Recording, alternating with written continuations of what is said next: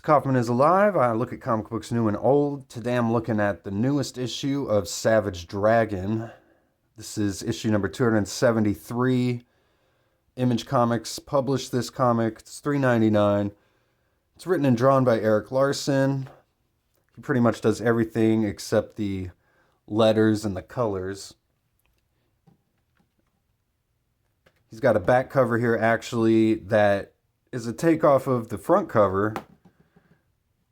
We've got the two characters here on the cover, kind of switching spots. I believe this is by Ken Lashley. If I got that name wrong, I apologize.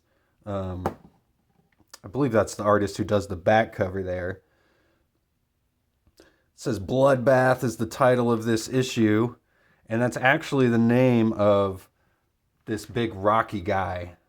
This character here. A very Jack Kirby-esque design, I feel like, to this character. He's got that Kirby-style headgear going on. You know, modern readers might even call it a Rob Liefeld headgear, but we learned that these are some characters that Dragon ran into back in a previous issue.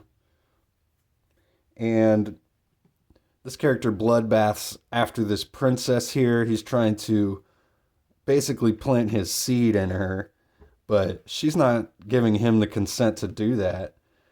She's like, your touch repulses me. And Dragon was sent there because he's dealt with these people before, and this guy in the hazmat suit explains that they don't know what kind of diseases or viruses that these people might bring to planet Earth from their dimension. But he knows that Dragon's dealt with him before and he seems fine, so they've brought him in to kind of investigate what's going on when this guy just shows up. So gives us a good excuse for a big battle here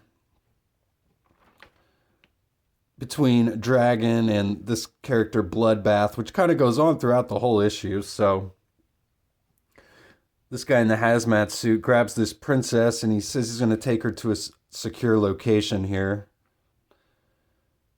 So the one thing I do like about this current Savage Dragon run that's going on is, like, it feels like every issue we get a new villain that Dragon just gets to battle.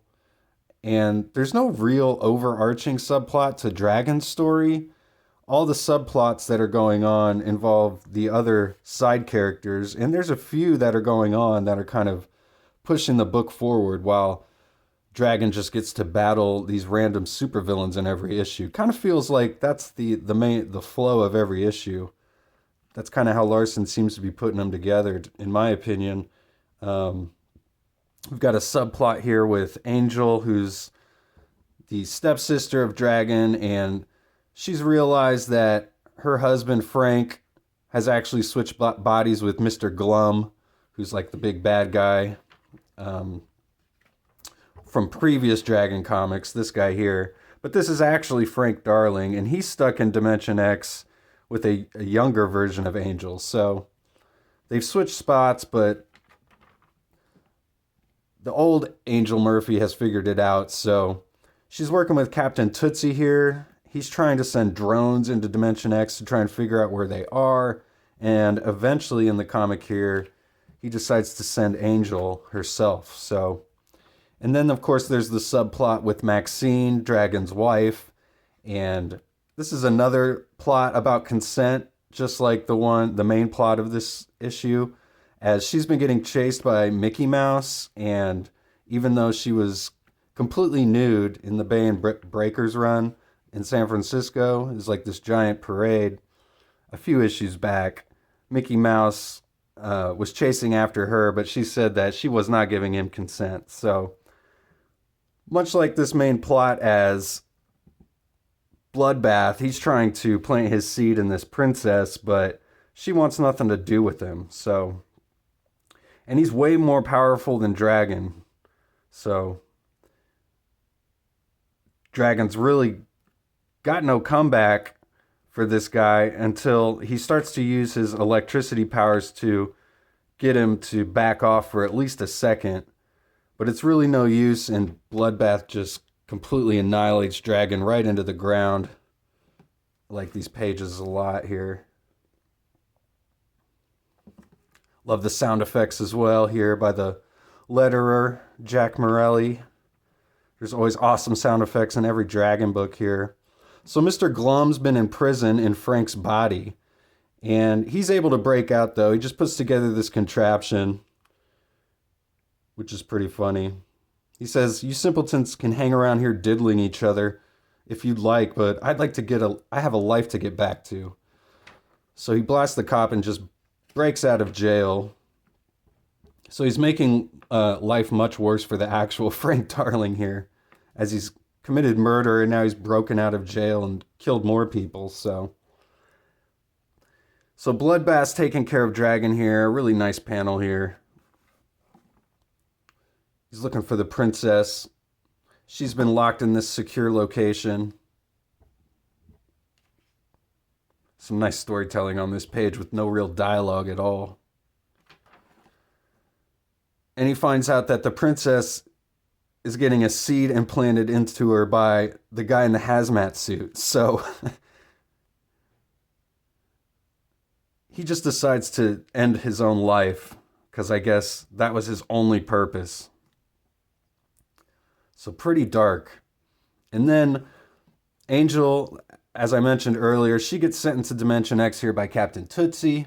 Captain Tootsie is a pretty funny character. He's a fair use character who gets his powers by eating Tootsie Rolls.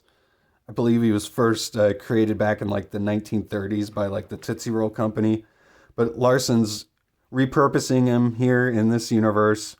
And as he sends Angel into Dimension X, Mr. Glum, who's got Frank's body, he shows up because he's broken out of jail.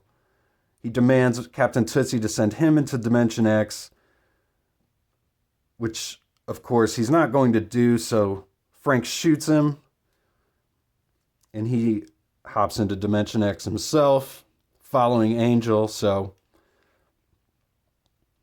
we get a lot of advancement with the subplot there between Angel and Frank. I really like this panel here as well. The princess, she's like drawing this portal into her dimension. She demands that the guy in the hazmat suit comes with her.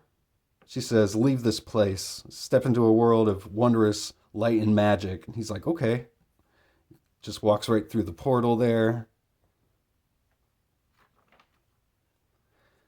And we get the final page with Dragon's wife showing up.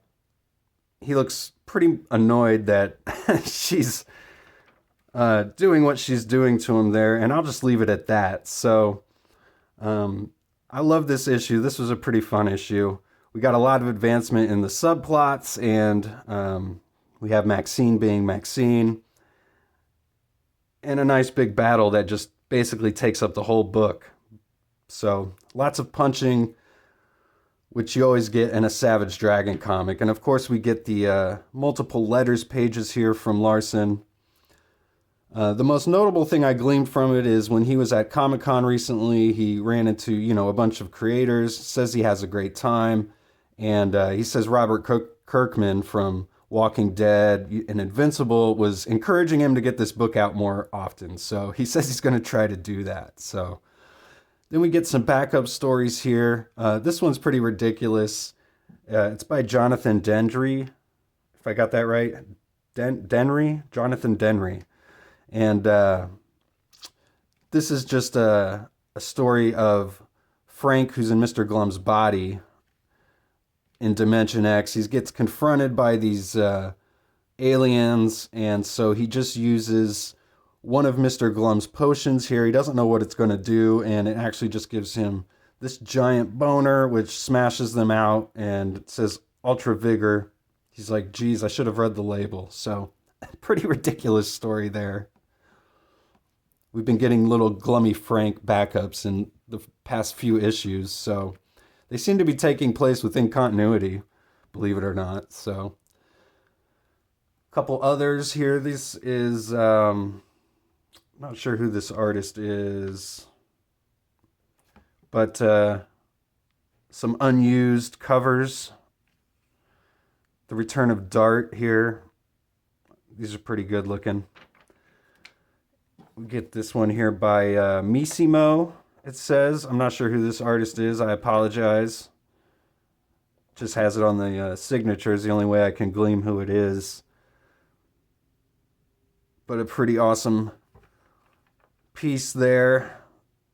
Officer Dragon eating a sandwich. We've got somebody in the background with his legs in the air. And then the back cover, which I showed at the beginning. So rated M for mature, as it says. So yeah, and it is kind of a mature comic. Well written, well drawn. You can't go wrong with Savage Dragon. I highly enjoyed this issue. So thanks for watching. Please subscribe, and I'll see you guys on the next one.